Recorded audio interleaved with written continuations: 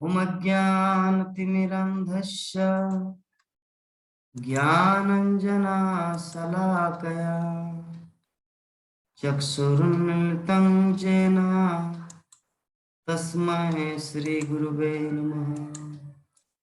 श्रीचैतन्यमनोभीष्टं स्थापितं येन भूतले स्वयं रूपा कदा मह्यं महीं ददाति सपदातिकम् वन्देऽहं श्रीगुरो श्रीयुक्तपदकमलम् श्रीगुरुन् वैष्णव च श्रीरूपं साग्रजातं सहगण रघुनाथं वितान्तं सजीवम्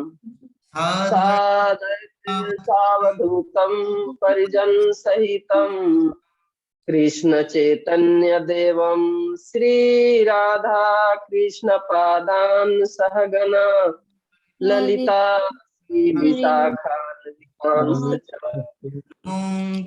नमः विष्णु पदाय कृष्ण प्रेष्ठाय भूतले श्रीमती भक्ति वेदांत स्वामी नमस्ते सरस्वती गौरवाणी प्रचारिणे निर्विशेषण्यवादी शून्यवादी पश्चात देश तारिणे कृष्णा सिंधु दीन करुणा दीन बंधो जगतपते गोपेश गोपिका कांत राधा कांत नमे अस्तुते सप्त कंचन गौरांगी राधे वृंदावनेश्वरी वृषभानुसुते देवी प्रणमामि हरिप्रिया पंचाकल्पतरुभ्यश्च च कृष्ण कृपा सिंधु भयो एवं च पतितानां पावने भयो वैष्णो भयो नमो नमः।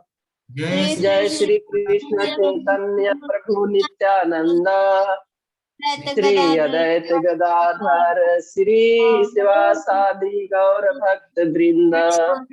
हरे कृष्णा कृष्णा कृष्णा हरे हरे हरे राम राम राम हरे हरे। ओम नमो भगवते वासुदेवाय। ओम नमो भगवते वासुदेवाय। ओम नमो भगवते वासुदेवाय। ओम नमो भगवते वासुदेवाय। ओम नमो भगवते वासुदेवाय। ओम नमो भगवते वासुदेवाय। नारायणं नमस्कृत्य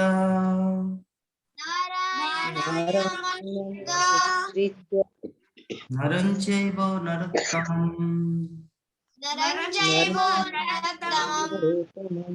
देवीं सरस्वतीं व्यासं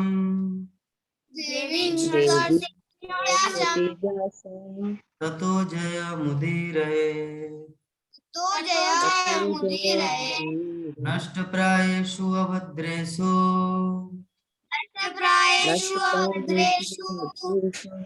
नित्यं भागवत सेवया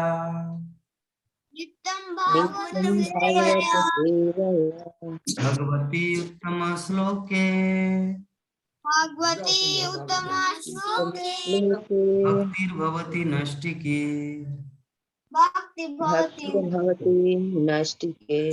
श्रीमद्भागवतम प्रथम स्कंद नवम अध्याय श्लोक संख्या 28। धर्मार्थ काम मोक्षांश्च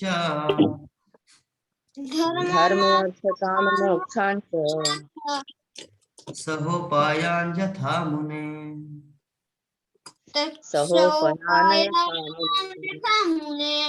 नानाख्यानेतिहासेषु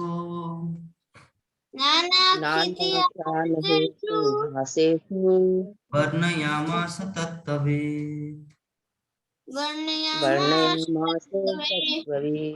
हरे कृष्ण। हरे कृष्ण। धर्म अर्थ कामोक्षान्त धर्म अर्थ काम मोक्षांच सहोपायान् यथा मुने सहोपयान यथा मुने नानाखयान्ने तिहासु सिस्नु नानाख्याने तिहासेषु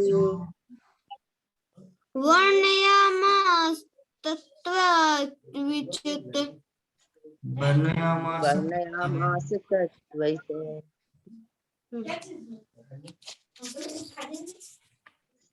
हरे कृष्णा। धर्म अर्थ काम मोक्षांच धर्मार्थ काम मोक्षांश्च सहोपयान यथा मुने सहोपयान यथा मुने नानाख्याने इतिहासेषु नानाख्यायने इतिहासेषु वर्णयामास त्ववित। वर्णयामास तववित। हरे कृष्ण।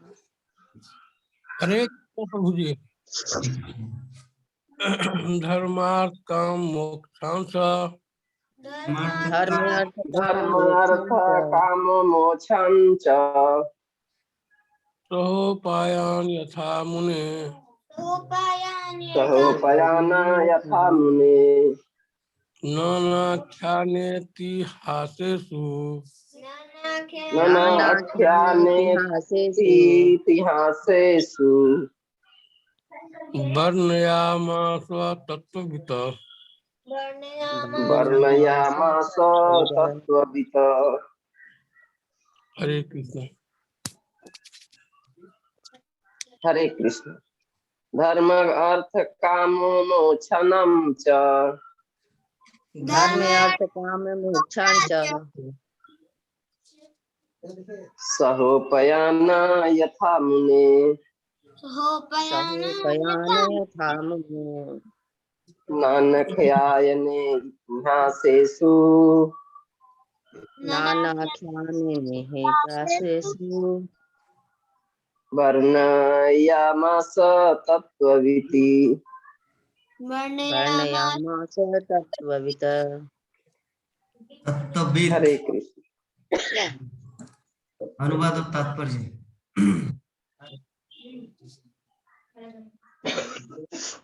हरे कृष्णा।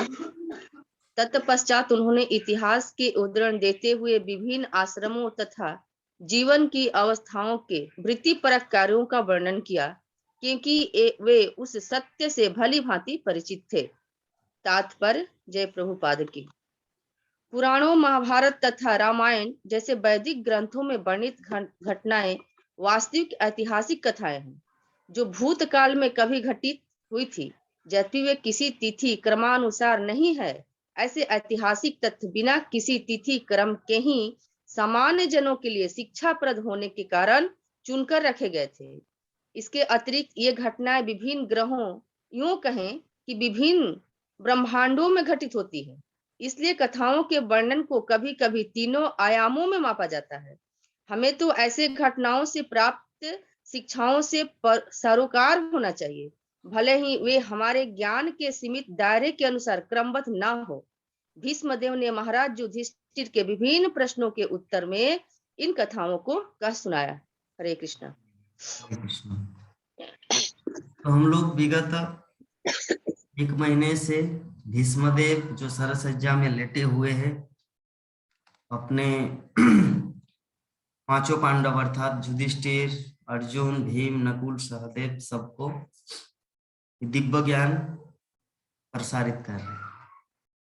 भगवान श्री कृष्ण ने सोचा कि क्यों ना ये भीष्मदेव के पास जो अनुभव है, जो एक्सपीरियंस है, जो रियलाइजेशन है, वो जगत वासियों को प्रदान करे पांडवों के माध्यम से।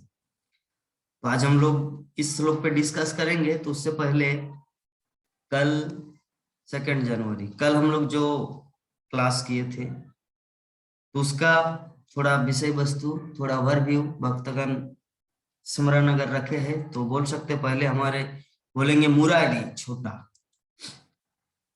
कल क्या हम लोग डिस्कस किए थे क्लास में? हरे कृष्ण प्रभु जी, कल आप डिस्कस किए थे कि जैसे गीता माता जी प्रश्न पूछी थी कि मेरे बेटी के पीछे चलती है तो लगता है उसको कोई पकड़ लेता है, तो उनसे बोलती है, तो आप बोले थे कि उसको हरी माला का जाप करने के लिए। तो ऐसे में आप एक उदाहरण दिए थे शिला प्रभुपाद वाला, जो जब शिला प्रभुपाद जमीन लिए थे उसका था 10 लाख, तो 10 लाख दे दिए, फिर आ रहे थे, तो फिर वो बोले कि मेरा पैसा दो, तो बोले कि कैसा पैसा, तुम मेरा पैसा नहीं दिए, तुम बदमाश हो। इसलिए जब तुड़वाने गया तो उसका मालिक आया, तो मुंबई का मंदिर नहीं तोड़वाना चाहता था, तो बोला कि ये मंदिर अगर मैं यहाँ के साथ अगर ये मंदिर तोड़ा तो मैं सारा मुंबई में आग लगा दूंगा, तो तोड़ फोड़ दिए। फिर रात में जब वो सोया तो उसको आप जैसे बोले थे कि नरसिंह देव आके उसको मार दिए, जैसे हिरण्यकशिपु को मारे थे प्रहलाद को, जब हिरण्यकशिपु मारना चाहता था तब उसको मारे थे। वो कितना अपने को स्वयं बोला, लेकिन जब भक्त को परेशान करना चाहा तब नहीं किए। भगवान अपना कष्ट सह लेते हैं पर भक्त का कष्ट सहना नहीं चाहते, इसलिए वो उसको आके मारे। जो आप कालिया नाग का भी एक तो दिए थे, कृष्ण भगवान कालिया नाग से क्या बोले थे कि जहाँ वीर सांपों का रहने का जगह है वहां चले जाओ, तो वो बोला था कि प्रभु पहले तो मैं वहीं रहता था, किंतु वो जो गरुड़ा है ना वो हमको ऐसे ही करता था। तो बोले थे कि तुम जाओ, जब नाच रहे थे ना तो उनका चरण चिन्ह उस पे चल गया था, तो बोल रहा कि तुम जाओ, ये जो चरण चिन्ह है ना, जैसे वो कुछ कर देते हैं तो वो चल जाता है स्टेप, तो वैसे उनका भी स्टेप लग गया, तो बोला कि चरण चिन्ह है ना वो देखकर तुम्हें मारेंगे नहीं बल्कि इसको देख के नमस्कार करेंगे। वाह, हरे कृष्ण। बहुत सुंदर, इतना सुंदर ओवरव्यू। आप तो दिल्ली में आपको डीडी न्यूज में भेज देंगे, है ना, विविध भारती में भेज देंगे मुंबई, है ना, वहां पे कितना सुंदर आप स्पीड बोलते हैं। प्राणमोहन प्रभु जी, आपका तबीयत कैसे है? आप बोल पाएंगे एक दो शब्द कल के क्लास के संबंध में? हरे कृष्णा प्रभु जी, तबीयत तो ठीक नहीं है। अच्छा, तो ठीक है, तो नंद किशोरी माता जी एक दो शब्द बोले कल की क्लास का, अगर कुछ स्मरण में है तो। हरे कृष्णा प्रभु जी, कल प्रभु जी आपने बताए थे दान धर्म के विषय। तो दान धर्म में 3 प्रकार का होता है, तमोगुण, रजोगुण और सतोगुण। तो तमोगुण का दान होता है जैसे कि 4-5 लड़का है और वे नशा वाले है, कोई आदमी उसका ये लेते हैं, मतलब रिस्क लेते हैं कि हम तुम्हें खिलाएंगे पिलाएंगे, तो उनको वे बहुत खुश होता है कि आज हम लोग मतलब नशा करेंगे, दारू पिएंगे, मदिरा पिएंगे और नॉन वेज खाएंगे, सब खा करके, तो वे बहुत खुश होता है। तो ये एक दान हुआ, मतलब तमोगुण का। और वे सब वो आदमी जो खिला रहा है सो तो बहुत खुश है कि हम मतलब इन लोगों को खिला रहे हैं, लेकिन वे खिलाने का वे दान नहीं हुआ, वे नरक में जाए। पहला हुआ ये। दूसरा हुआ रजोगुण के विषय में भी आप बताए थे कि एक मैंने अपने को बहुत अच्छा समझना, शोहरत होता है, हम अपने को बहुत करते हैं। एक नचनिया के विषय में आप बताए। तो गांव में वे नचनी जो आई थी तो नाच कर रही थी, तो वहां पे वे मतलब रेजा लोग, तो वे राजमिस्त्री होता है और वे काम कराता है, माने एक ठेकेदार कहा जाता है। हेड मिस्त्री। तो वे जी हाँ, तो वे ठेकेदार के पास तो बहुत सारे पैसा होता है, और वे जो रेजा लोग होता है वो तो भाई मजदूर है, गरीब लोग है, वे तो रोज उन लोगों को खाना कमाना है, 10 रुपया 15 रुपया जो भी अपना मिलता है, मजदूर अपना दिन भर कमाते हैं लोग, और शाम के मिलता है, लोग जा करके अपना बाल बच्चा के खिलाते हैं।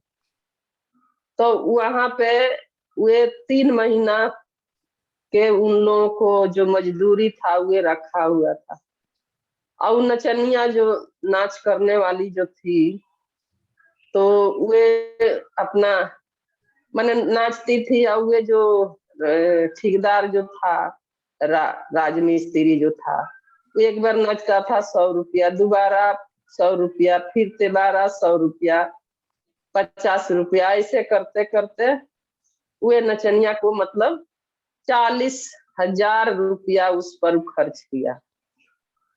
तो वे एक दान वे मैंने समझता था कि हम बहुत अच्छा कर रहे हैं, लेकिन वे भी दान में नहीं आता है, वे तो एक हो गया, मैंने वो वही नरक के ही हिसाब हुआ। और वे अपना जो भैया लोग अपना पैसा मांगने, तो 3-3 महीना का पैसा वो रोका हुआ था उसको, तब 3 महीने के पैसा में थोड़ा थोड़ा पैसा दिया उसको। अब वो क्या करेगा, लोग अपना पेट देखेगा, लोग की बच्चे के स्कूल फीस जो भी है, काम के चीज वो लोग अपना देखेगा लोग, तो नहीं हुआ।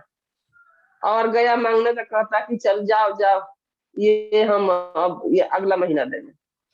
तो प्रभु जी भी एक नाजायज हुआ, और क्या कहा जाए, मतलब ये तो अच्छा नहीं हुआ, किसी को काम करा करके उसको पेट पर लात मार रहे हैं, वो तो भी अच्छा नहीं हुआ, वो भी नरक के ही समान हुआ, वो भी नरक में जाएगा।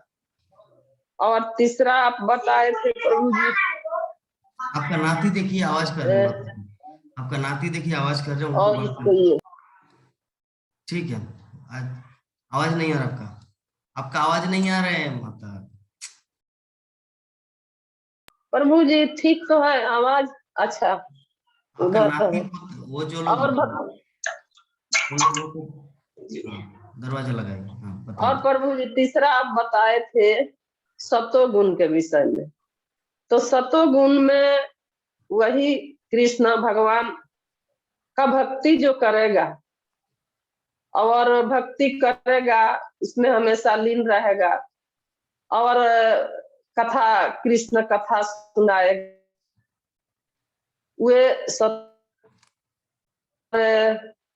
वे जो है सो अब और भी आगे कुछ याद थोड़ा है, लेकिन उतना नहीं याद पड़ रहा है। तो ठीक है माता, ओके, बहुत सुंदर। आज देखिए हमारे नंदकिशोर माता जी भारत व्यू को कितना सुंदर प्रेजेंट किए। क्यों? क्योंकि मेटेरियल एग्जाम्पल कल दिए थे। तो जब हमारी चेतना ऐसा है, क्योंकि हम लोग भौतिक जगत में रहते हैं ना, तो मेटेरियल बॉडी है, भौतिक शरीर है, तो जिसके कारण जो भौतिक एग्जाम्पल है, मेटेरियल एग्जाम्पल, वो तुरंत दिमाग में घुसता है। ठीक है, इसीलिए नंदकिशोर माता जी एकदम एज इट इज जैसे कल मैं बोला था वही दिया। और क्या बोलते हैं मुरारी, वो भी वैसे ही। तो चलिए अभी हम लोग मेटेरियल एग्जाम्पल तो देख लिए, अभी हमारे विभा माता जी शास्त्रीय एग्जाम्पल के माध्यम से कल के क्लास में जो कुछ हुआ था वो बताएंगे। हरे कृष्ण। हरे कृष्ण प्रभु जी, सभी भक्तगणों को दंडवत प्रणाम। तो कल के श्लोक में हम लोगों ने सीखा कि भीष्म देव युधिष्ठिर महाराज को बता रहे हैं कि जब राज्याभिषेक हो जाएगा, राजा बनोगे, तो किस तरह से एक राजा को अपनी प्रजा को देखभाल करना चाहिए, और अपने भी मोक्ष के लिए, दान पुण्य के लिए क्या शास्त्रीय नियम है, शास्त्र के अनुसार कैसे एक राजा का व्यवहार स्वभाव गुण होना चाहिए। तो उसके बारे में कल का श्लोक में महाराज ने भीष्म देव ने बताया। तो सबसे पहले उन्होंने दान धर्म के बारे में बताया। दान धर्म के लिए तो माता जी ने बता दिया, तमोगुणी दान, रजोगुणी दान। तो इस प्रकार से एक सतोगुणी दान होता है। तो उसमें बता रहे हैं कि गृहस्थों को अपने उपज का 50% अध्यात्म कार्य के लिए दान में देना चाहिए। और वो भी दान को देने से पहले हमें सोचना चाहिए कि ये दान हम किसको दे रहे हैं।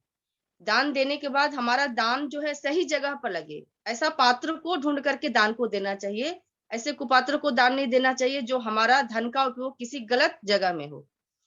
तो इस तरह से सतोगुणों के बारे में माता जी नहीं बता पाई। तुम सतोगुणी दान वो होता है कि हमारा दान यदि आध्यात्मिक कार्य के लिए, भगवत कार्य के लिए यदि हम देते हैं, यदि जैसे कोई हम लोग कथा सुना रहे हैं, या तो कहीं मंदिर का निर्माण हो रहा है, या कोई भगवत भक्त है जो शुद्ध भक्त है, किसी कष्ट में संकट में है, तो हमसे यथाउचित दे करके उनका उपकार कर सकते हैं, अपने से कुछ मदद कर सकते हैं। तो इस प्रकार से सतोगुणी के बारे में बताया गया कि सतोगुण दान होता है। दूसरा बताए कि राजधर्म, राजा बनेंगे तो राजा का एक राजधर्म क्या होता है, कैसे प्रजा को पालन करेंगे, कैसे रखेंगे, क्या करेंगे। तो बता रहे हैं कि प्रजाओं को उचित देखभाल करना एक राजा का अपना परम कर्तव्य होता है कि हमारे राज्य में प्रजा कैसे हैं। तो इस प्रकार से उन पर जबरदस्ती कर नहीं लगाना है। उनके उपज का 1/4 100 में 25% वो राजा को कर में दे सकता है। ऐसा नहीं कि आजकल के राजाओं के जैसा कर पर कर लाते जाए ताकि प्रजा दुखी होती जाती है, प्रजा कर चुकाते चुकाते दुखी हो जाती है। तो शास्त्र के अनुसार 25% ही राजा को प्रजा से लेनी है। तो इस प्रकार से उनको अपनी प्रजा को देखभाल करते हुए, उनके आय को देखते हुए ही कर को वसूली करना चाहिए। उस प्रकार उसके बाद बता रहे हैं कि मोक्ष धर्म मोक्ष धर्म बोले कि राजा को मोक्ष धर्म पर विशेष ध्यान देना चाहिए ताकि प्रजा को देखभाल करे, उससे अपना भी कुछ मोक्ष का कार्य हो। तो उसके लिए भी राजाओं को विशेष ध्यान देने की जरूरत है। तो मोक्ष धर्म में जैसे कि हम लोगों ने कल का श्लोक में पढ़ा कि मानव जीवन को सुलभ बनाने के लिए 4 प्रकार का वर्णाश्रम का व्यवस्था किया गया। तो उन्हीं वर्णाश्रम की व्यवस्था के जरिए एक राजा का जीवन होना चाहिए। ऐसा नहीं कि अब हम लोग सोच सकते हैं कि कौन सा वर्ण अच्छा है, कौन सा आश्रम अच्छा है। तो चारों वर्ण, चारों आश्रम अपने आप में महत्वपूर्ण है, किसी को बड़ा छोटा नहीं बोल सकते, बशर्ते कि हमारा ध्येय क्या है। मान लीजिए कोई ब्राह्मण कुल में जन्म तो लिया, लेकिन उसका कार्य ब्राह्मण के जैसा नहीं है, तो ब्राह्मण कुल में जन्म होने से उसका वर्ण ऊंचा नहीं माना जाएगा। उसी तरह से आश्रम भी है। यदि कोई ब्रह्मचर्य है, सन्यासी है, लेकिन यदि भौतिक कामनाओं में ही लिप्त है, उसको नहीं छोड़ रहा है, तो चाहे वन में कितनो तपस्या करे, लेकिन उसका आत्म साक्षात्कार करने में बाधा हो सकती है। तो इस प्रकार से प्रभुपाद का तात्पर्य में है कि सभी आश्रम का मुख्य ध्येय आत्म साक्षात्कार और परम पुरुषोत्तम भगवान श्री कृष्ण की प्राप्ति का लक्ष्य होना चाहिए। तो इस प्रकार से सभी वर्ण, सभी आश्रम अपने आप में परिपूर्ण है, उत्तम है, सर्वश्रेष्ठ है, कोई कम नहीं है। इस प्रकार से राजा का मुख्य धर्म क्या होना चाहिए, तो वर्णाश्रम के बारे में बताया। उसमें आपका निवृत्ति प्रवृत्ति मार्ग भी है, जिसको कल हम लोगों ने चर्चा किया था। इस प्रकार से बोले कि स्त्री धर्म क्या होना चाहिए। एक राजा के राज्य में यदि स्त्री महिलाओं को प्रोडक्शन बहुत जरूरी है, उस पर राजा को विशेष ध्यान देना चाहिए। ऐसे भी स्त्री को धर्म की मूर्ति माना जाता है। जिस घर में स्त्री नहीं है, उस घर की हालत तो देखने में बनती है। यदि आसपास में नहीं है तो उनको हम लोग देखते हैं कि घर की स्थिति कैसी होती है। इसीलिए स्त्री को धर्म पत्नी के रूप में दिया जाता है। कहीं पुरुष को धर्म पुरुष कभी नहीं बोला गया है। तो शास्त्र में उसी चीज का वर्णन होता है जो महत्वपूर्ण होता है, जिसका क्वालिटी कुछ होता है, उसी को वर्णन किया जाता है। तो इसलिए स्त्री धर्म पर विशेष जोर दिया जाता है कि बिना स्त्री का सृष्टि की संरचना भी मुश्किल है। पुरुष है परंतु स्त्री है, स्त्री को तो ये है प्रोडक्शन चाहिए ही, बचपन से लेके अंतिम समय तक चाहिए। दूसरा से स्त्री धर्म के बारे में बताया। फिर लास्ट में प्रभुपाद भगवत धर्म के बारे में बताते हैं कि एक भक्त का अपना धर्म कैसा होना चाहिए। तो कहते हैं कि भक्त को सदैव भगवान के भक्तों का दास समझना है और उसका भगवत धर्म, भक्त का धर्म है सदैव भागवतम का श्रवण करना, कीर्तन करना, तीर्थ स्थानों में वास करना और संतों की सेवा करना। इस प्रकार से हम जो है अर्चा विग्रह आदि का सेवा कर करके हम अपने मन को भगवान में एकाग्रचित कर सकते हैं। और इस प्रकार से सदैव हमारे मन में यह भावना होना चाहिए कि हम भगवान के भक्तों के दासों के दास हैं। इस प्रकार से हम भगवान को सुलभता से प्राप्त कर सकते हैं। और हे युधिष्ठिर, आप इस तरह से राज्यकाल को आप चलाइए और इस प्रकार से आपका राज्य जो है सुलभ तरीके से चलेगा, सारी प्रजा भी सुखी रहेगी। हरे कृष्णा प्रभु जी, दंडवत प्रणाम। बहुत सुंदर माता जी। जैसे कल मैं 1.5 घंटा जो क्लास दी, आप 10 मिनट में पूरा कंक्लूजन सार रूप में प्रस्तुत किए। बहुत सुंदर, अच्छा लगा मुझे। तो अंत में जो आप जैसे बताए स्त्री धर्मान, राज धर्मान, दान धर्मान, उसमें लास्ट में अंतिम में बताया कि भगवत धर्मान, भागवत धर्मान।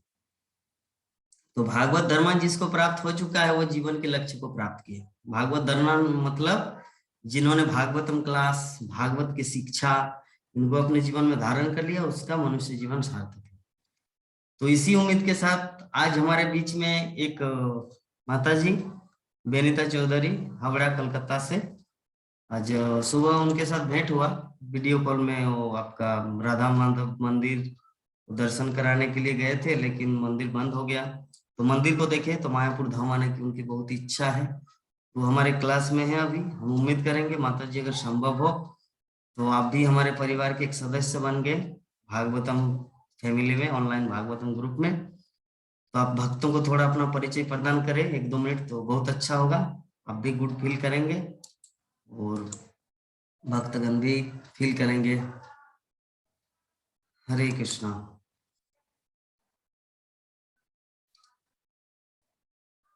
हरे कृष्णा।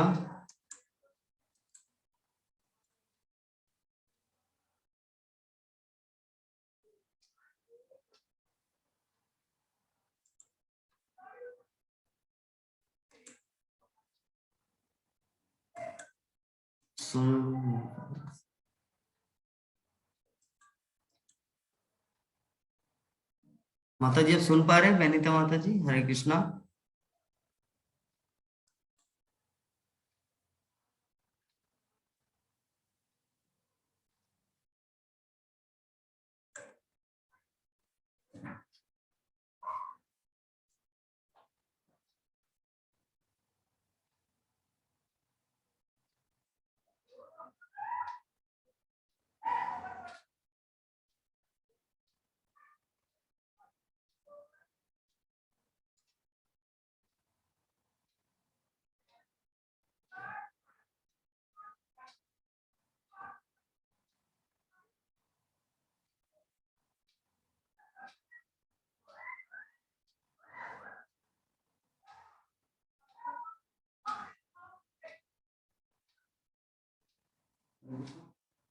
भक्तों को थोड़ा इंक्रीज करा रहे आप आएंगे?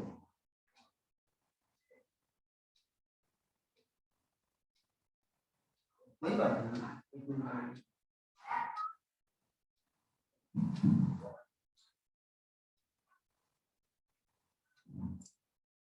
हरे कृष्णा कृष्ण कृष्ण हरे हरे।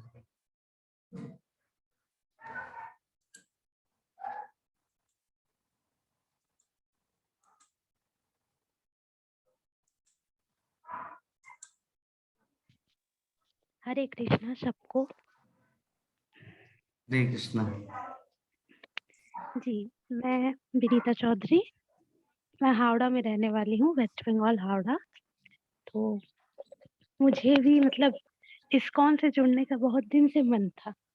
तो मेरी दीदी आज गई थी मायापुर धाम, तो वहाँ पर वो जगन्नाथ प्रभु से मिली और उन्होंने मेरा नंबर दिया, तो उन्होंने मुझे दर्शन करवाया मंदिर का। तो फिर मैंने भी कहा कि मुझे भी भागवतम क्लास करना है, तो आज मैं यहाँ पर हूँ, ज्वाइन कर रही। सभी भक्तगण आपको देखना चाह रहे हैं, स्क्रॉल कर रहे हो अपने डिस्प्ले को। आप 2 मिनट थोड़ा भक्तों के सामने आएंगे तो अच्छा होगा। तो मुझे और नहीं हो रहा है, वीडियो कनेक्शन थोड़ा लो है। कोई बात नहीं, आप ऑन कीजिए दिखाई दे या ना दे, नहीं तो भक्तगण पहचान भी नहीं पाएंगे किससे हम लोग बात किए थे, कौन हमें परिचय दे। भक्तों की कृपा होगा जब आप अपना दर्शन ठीक देंगे।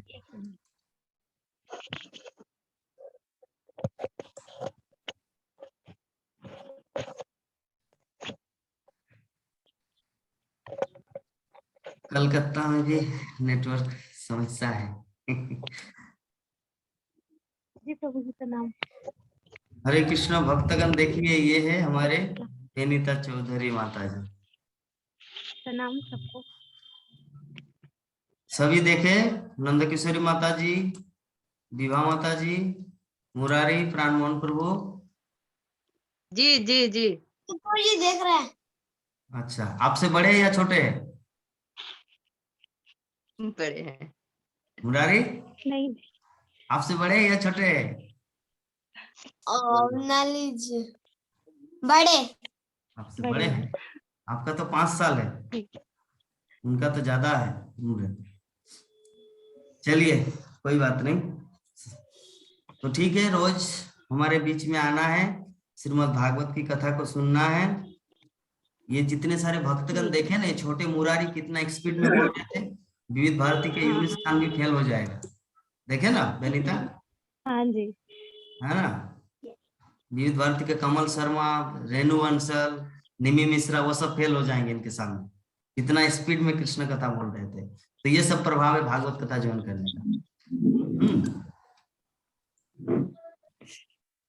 इसीलिए आप आना है रोज, और जैसे ही 40 मिनट में खत्म हो जाएगा तुरंत ज्वाइन करना है, ठीक है हमारा, जी, क्योंकि ये 40 मिनट का पीरियड होता है।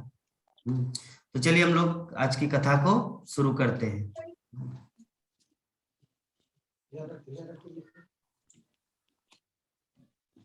हरे कृष्ण। तो हम लोग डिस्कस कर रहे थे श्रीमद् भागवतम प्रथम स्कंद नवम अध्याय, भीष्मदेव का देह त्याग, श्लोक संख्या, आज का श्लोक है 28। 28 नंबर श्लोक में हम लोग डिस्कस कर रहे थे। ये श्लोक है इस प्रकार कि धर्मार्थ काम मोक्षांश सहोपायन यथा मुने नानाख्यान तिहासेषु वर्णयामास तत्त्ववित्। ठीक है नंद किशोर माता जी, तत्त्ववित् नहीं, तत्त्ववित्। तत्त्ववित् अगर यहाँ पे 2 फुटकुनी रहता विसर्ग, तब वो तत्त्ववित् हो जाता, तत्त्ववित्। इसीलिए हम जैसे पढ़ेंगे उसको ध्यान रखना है। बाकी बीच में भी सनत प्रभु जी कुछ बोल देंगे और उसी के अनुसार पीछे पीछे दोहराएंगे, कभी गीता माता जी कुछ बोल देंगे उसके पीछे पीछे दोहराएंगे, ऐसा नहीं है ना। हम जैसे बोलेंगे उसी के अनुसार पढ़ना है, नहीं तो खिचड़ी हो जाएगा। ठीक है, तो चलिए हम लोग शुरू करते हैं आज की कथा को। तो आज का ये क्या है हमारा, भीष्मदेव क्या उदाहरण दे रहे हैं, रामायण का, महाभारत का, विभिन्न शास्त्रों का उदाहरण दे रहे हैं। विभिन्न आश्रमों तथा जीवन की अवस्थाओं के वृत्तिपरक कार्यों का वर्णन किया, क्योंकि वे उस सत्य से भली भांति परिचित थे। तो बहुत इंपॉर्टेंट है, उन्होंने इतिहास से उदाहरण देते हुए, इतिहास मतलब यहाँ पे श्लोक रूपा तात्पर्य में लिखे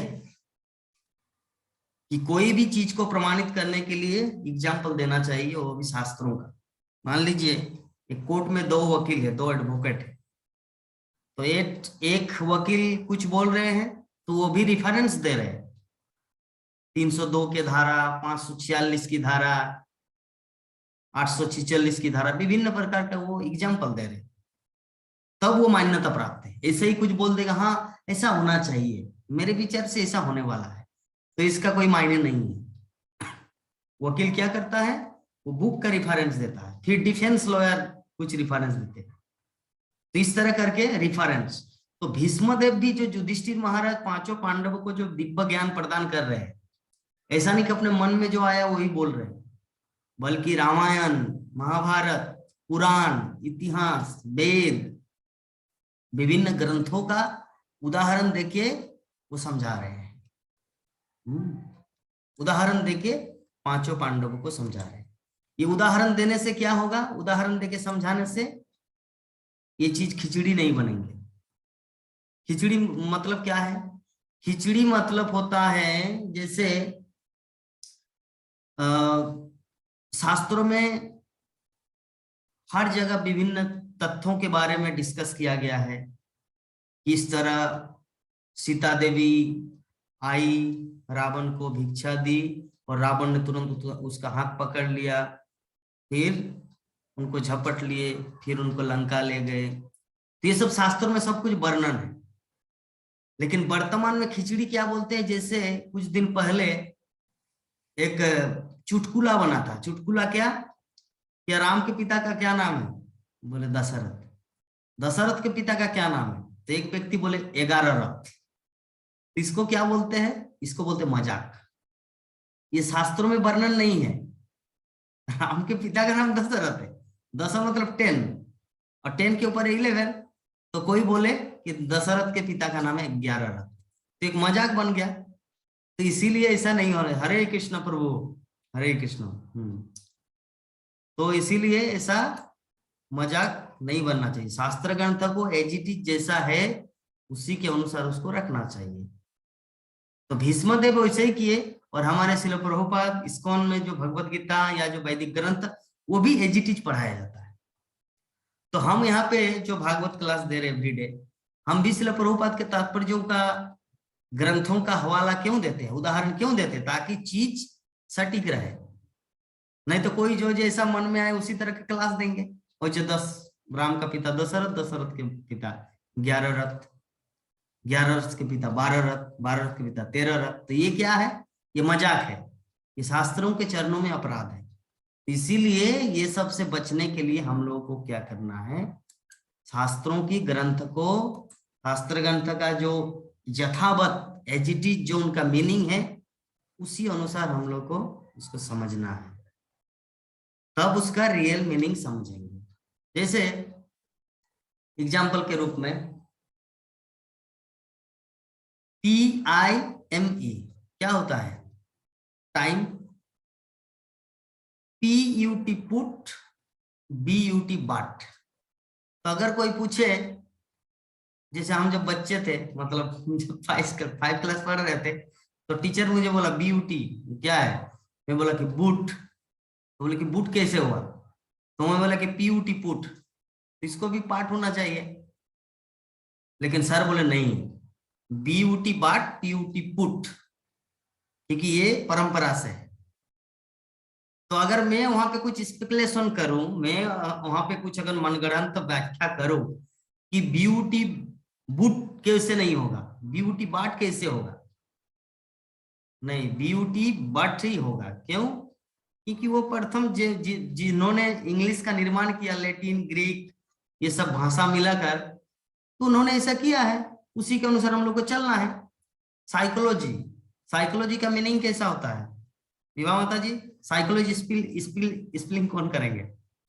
साइकोलॉजी जब मैं 9th क्लास पढ़ता था, तो मेरा एक मामा था, तो ट्यूशन पढ़ते थे उनसे, तो वो बोले कि जो साइकोलॉजी का स्पेलिंग कर देंगे उसको चॉकलेट देंगे। तो मैं बोला कि ठीक है, साइकोलॉजी SYC लाइक दैट, ऐसे कुछ में बोला। तो बाद में एक लड़का बोले कि साइकोलॉजी का अर्थ होता पीसी चले जाओ, PSYCHOLOG, साइकोलॉजी, GY, साइकोलॉजी। तो इसमें कोई पूछ सकता है पिसीचोलॉजी, ऐसा होना चाहिए, लेकिन उसका मीनिंग क्या है, उसका उच्चारण कैसा होता है? साइकोलॉजी। उसको पिसीचोलॉजी बोलने से नहीं चलेगा। हाँ, इंग्लिश यद्यपि आप अपने मन से इंग्लिश को नहीं समझ सकते, इंग्लिश के लिए ट्यूशन देना पड़ेगा, जो परंपरा के द्वारा जिसे सिखाया जाता है। उसी प्रकार ये जो दिव्य ज्ञान है, भगवत ज्ञान है, कृष्ण ज्ञान है, भक्ति है, हम सब आत्मा है, कृष्ण हमारे परम पिता है, ये सब को सीखने के लिए भी एक टीचर का जरूरत होता है। ऐसे ही हम लोग ऑटोमेटिक बुक पढ़ के ही नहीं सीख सकते। अगर ऐसा बुक पढ़ के सीख सकते तब तो कोई इंग्लिश में ट्यूशन नहीं देता। हाँ, इंग्लिश लाइब्रेरी में किताब खरीद लेते और उसको पढ़ते, PUT पाठ, BUT बाट बोल के। लेकिन उसका अंतर को कौन बताएगा? टीचर बताएगा, BUT बाट, PUT पुट। वही एक टीचर जब तक नहीं रहेगा तब तक किसी भी तरह का ज्ञान हासिल नहीं हो सकता, आइदर स्पिरिचुअल आइदर मैटेरियल, चाहे भौतिक हो और या आध्यात्मिक हो। किसी भी दिव्य ज्ञान को, किसी भी तथ्य को समझने के लिए हम लोग को एक टीचर का जरूरत होता है। तो इस प्रकार भीष्मदेव शास्त्रों का, रामायण, महाभारत, वेद, पुराण